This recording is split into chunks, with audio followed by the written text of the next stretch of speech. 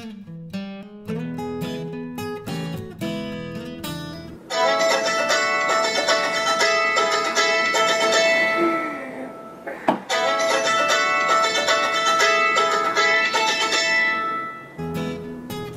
a beautiful day.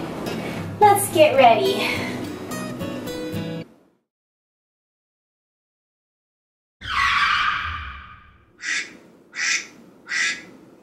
Oh.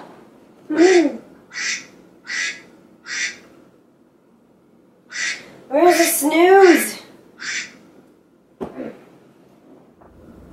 Oh my gosh, what time is it? Let's go.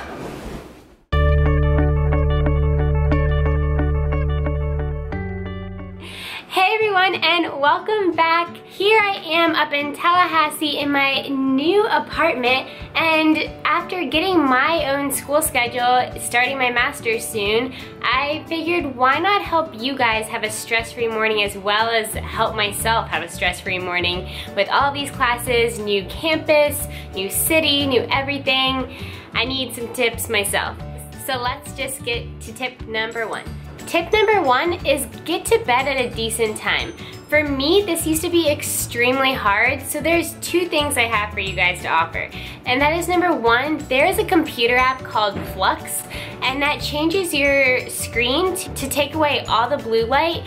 And so if you're on your computer late at night and you have to be, that kind of helps just not keep you up as long, because I know that blue light is supposed to keep you up longer, and that's why they tell you to not be on electronics before bed. But if you have to, download that app, it's great. Number two, I use Sleepy Time tea sometimes, and that's a great alternative to any kind of like melatonin or NyQuil or ZzzQuil. So I get like the vanilla flavor and it's really yummy. So that is tip number one, guys. Get to bed at a decent time. Number two is to prep your breakfast the night before. And that is so easy to do. I love making overnight oats, which you can just make ahead of time, stick in the fridge, and it's ready to go and grab in the morning. Or you can just put everything that you're going to put in your smoothie in a bag and then just throw it in the blender in the morning and take it to go if you have one of those single serving bullets. So that is tip number two. Tip number three is just to set your outfit out ahead of time, because there's nothing like finding the perfect outfit when you're rushed on time. You feel like nothing fits, at least I do, or nothing looks right. So just plan it ahead of time, pick out what you're gonna wear the night before, and that saves so much time and stress. Tip number four goes along with laying out your outfit ahead of time, and that is just checking that you have everything you need for class or work. The big bag that I take to class every day, I just look in there and check to make sure I have my folder, my laptop, or my iPad, and everything I could possibly need, any assignments I have due the next day. Make sure that they're already all in the bag and prepared so that I'm not running around like a chicken with its head cut off, trying to figure out where everything is the morning of. Tip number five, do you need some extra motivation to work out in the morning before your class or before work?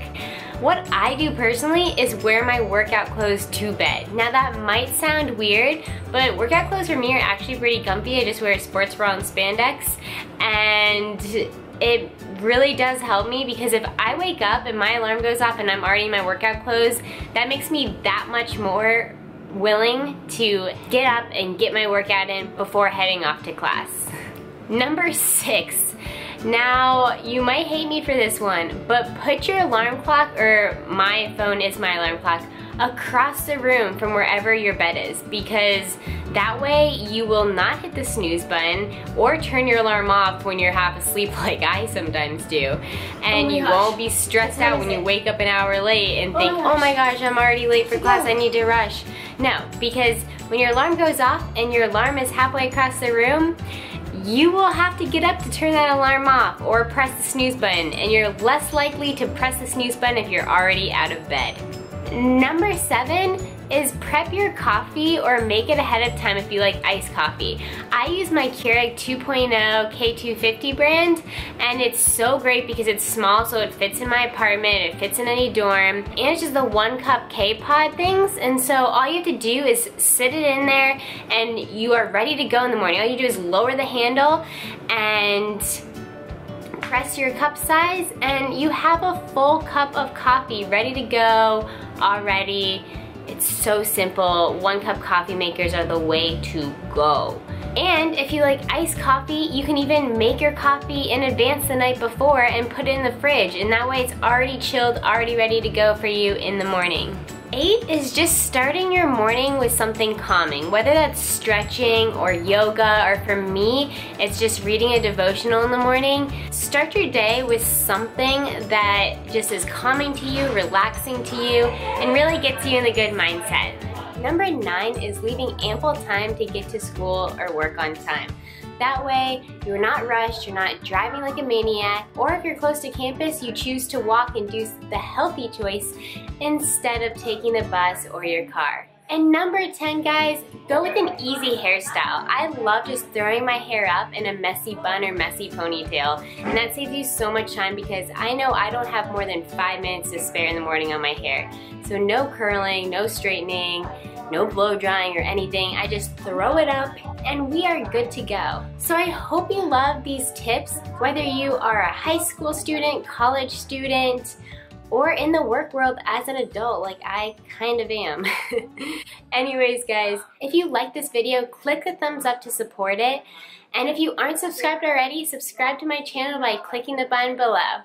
Until next time guys, bye. Hey everyone. Tip number 1. What is tip number 1?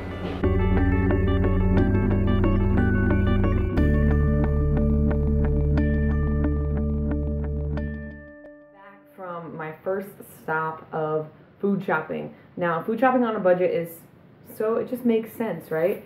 So I don't know whether to tell you the price first that I paid or whether to show you everything first.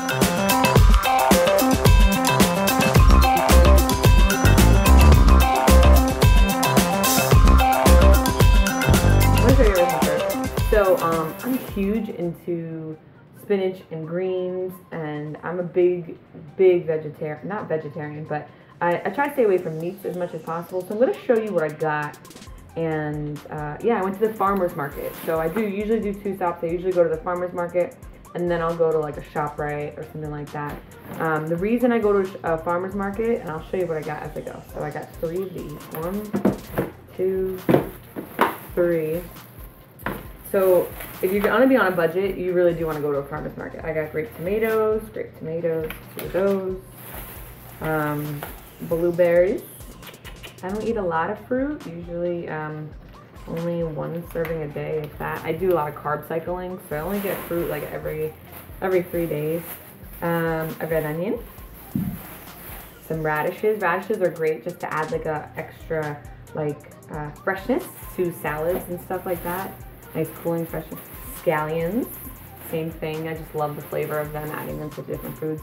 A stalk of asparagus and 4 cucumbers. So the reason I go to the farmer's market is because it's inexpensive. Most of the time it's locally grown, and the reason it's inexpensive is because they're kind of like the rejects of what the supermarkets didn't want. So if you know anything about human psychology, there's something about our human psychology that wants like a fruit to look perfect or a vegetable to look perfect in order for us to eat it, which is really ridiculous because the ones that look a little deformed are just as good nutritionally. They're just a little deformed. Maybe they, were bumped while they were growing or something like that. Like, I don't know, like a pumpkin or something has like a divot in it because it was touching another pumpkin, and then one pumpkin was stronger than the other, or something like that.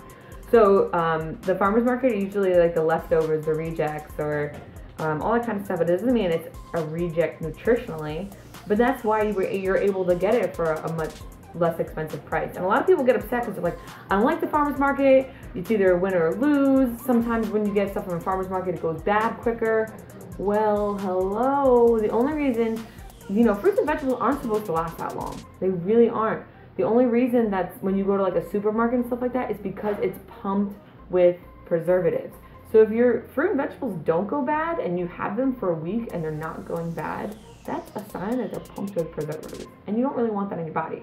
So you should be going to the farmer's market, every 3-4 days something of that nature. And I have one right down the road, so it's really easy. If maybe you live somewhere in the countryside, which is awesome, because then you can literally probably have a farmer's stand, and that is the absolute best. That's like right to the source, and that's also very inexpensive, so it's great.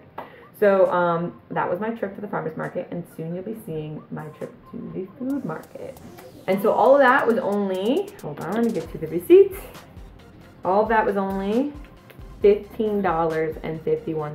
I don't know if you can see that. $15.51. You want to be on the camera? You love being on the camera. This is my nephew, Eli. I'm not a mommy, but I'm an aunt 4 times. And this little booger. He loves being on the camera.